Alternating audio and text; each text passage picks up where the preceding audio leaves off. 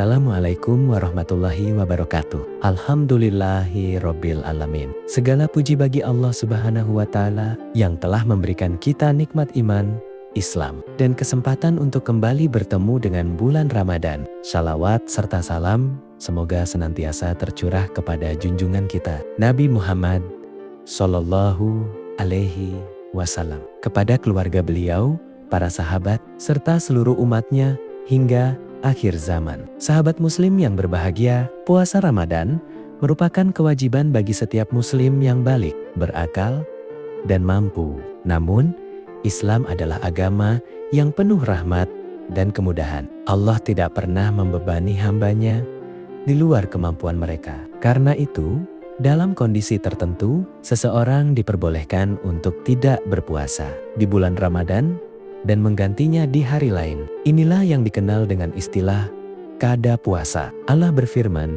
dalam Al-Qur'an surat Al-Baqarah ayat 184. Maka barang siapa di antara kamu sakit atau dalam perjalanan lalu ia berbuka, maka wajib baginya berpuasa sebanyak hari yang ditinggalkannya. Itu pada hari-hari yang lain. Ayat ini menjadi dasar bahwa ada golongan orang yang dibolehkan tidak berpuasa dan menggantinya di luar Ramadan. Lalu, siapa saja mereka? Mari kita bahas satu persatu. Yang pertama, orang yang sakit.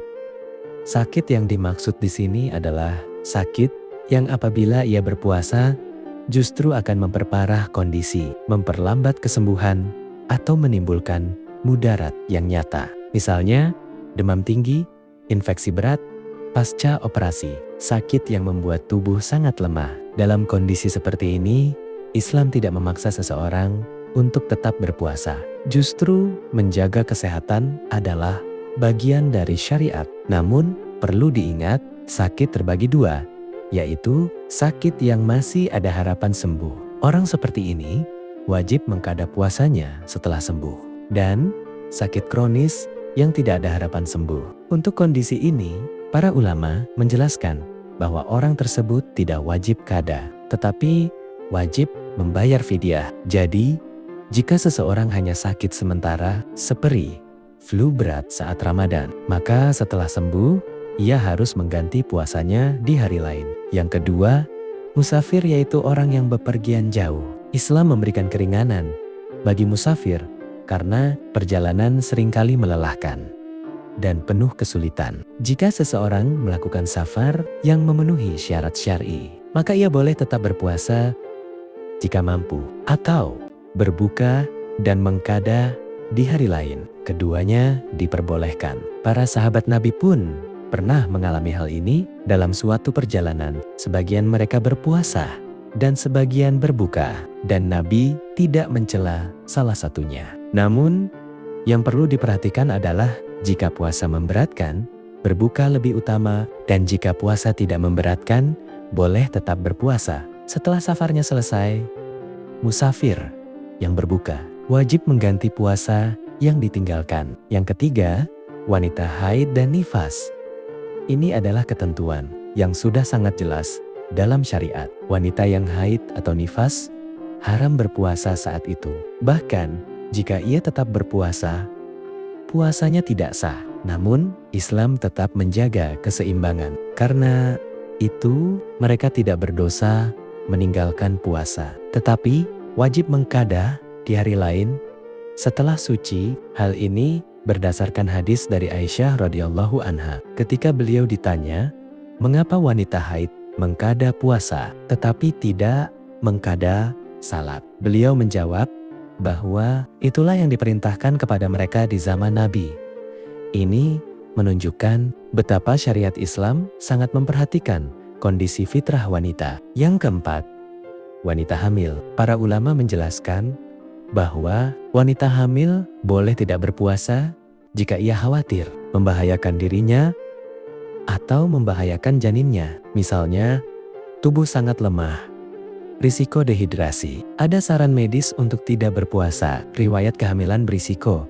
Namun, bagaimana kewajibannya setelah itu? Mayoritas ulama berpendapat jika hanya meninggalkan puasa sementara, wajib qada. Jika khawatir pada bayi, sehingga harus meninggalkan puasa Ramadan 1 bulan penuh. Sebagian ulama berpendapat boleh membayar fidyah. Karena itu, penting bagi ibu hamil untuk berkonsultasi dengan dokter dan mempertimbangkan kondisi tubuhnya dengan jujur. Yang kelima, wanita menyusui. Mirip dengan wanita hamil, wanita menyusui juga mendapat keringanan. Jika seorang ibu menyusui, khawatir bahwa puasa akan mengurangi produksi ASI, sehingga membahayakan bayinya dan membuat tubuhnya sangat lemah. Maka, ia boleh tidak berpuasa. Setelah masa uzur selesai dan ia mampu, maka ia wajib mengqada puasa yang ditinggalkan. Sekali lagi, Islam tidak ingin memberatkan. Justru menjaga keselamatan bayi adalah bagian dari tanggung jawab yang mulia. Yang keenam, orang yang terpaksa berbuka karena darurat. Sebagai contoh, hampir pingsan karena dehidrasi, kelaparan ekstrem yang membahayakan, kondisi kerja berat yang tak terhindarkan, dan mengancam keselamatan. Dalam kondisi darurat yang nyata, seseorang boleh berbuka untuk menyelamatkan diri. Namun, setelah itu, ia wajib mengqada puasa tersebut. Prinsip dalam Islam jelas, keadaan darurat membolehkan hal yang terlarang. Tetapi ingat, ini bukan alasan untuk bermudah-mudahan. Harus benar-benar kondisi darurat, bukan sekadar lapar biasa. Yang ketujuh, orang yang pingsan atau tidak sadar di sebagian hari di bulan Ramadan. Para ulama juga membahas orang yang pingsan. Jika seseorang pingsan seharian penuh, puasanya tidak sah dan wajib qada. Dan pingsan hanya sebagian hari, puasanya tetap sah.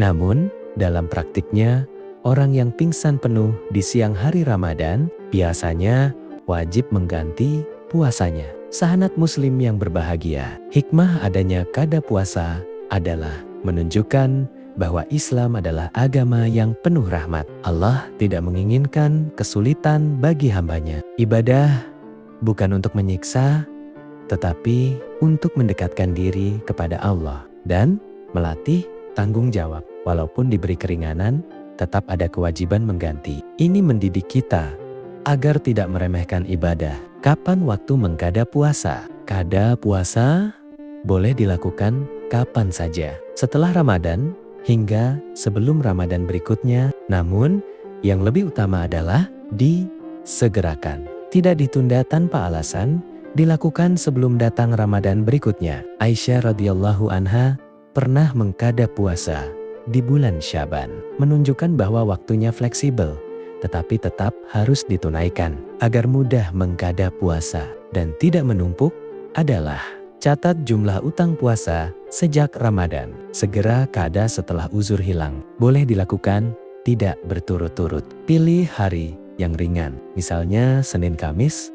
Niat yang kuat karena Allah, semakin cepat ditunaikan. Semakin ringan beban puasa qada. Dari sini, kita belajar bahwa Islam adalah agama yang penuh kasih sayang, memberikan keringanan tanpa menghilangkan tanggung jawab bagi siapapun yang memiliki utang puasa. Jangan menunda-nunda. Selagi Allah masih memberi umur dan kesehatan, segeralah menggantinya. Karena kita tidak tahu apakah kita masih akan bertemu dengan Ramadan berikutnya. Semoga Allah memudahkan kita dalam menunaikan ibadah puasa, menerima amal kita, dan memasukkan kita ke dalam golongan hamba-hambanya yang bertakwa. Wallahu a'lam bishawab. Wassalamualaikum warahmatullahi wabarakatuh.